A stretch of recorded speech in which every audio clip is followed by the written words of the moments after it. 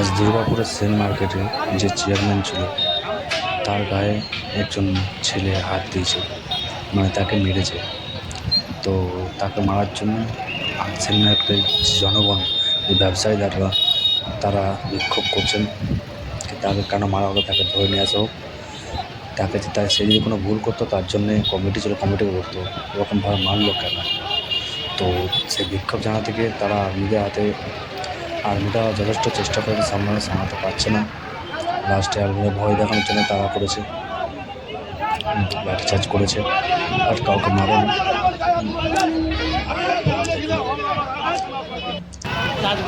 দেখুন কীভাবে তারা করেছে,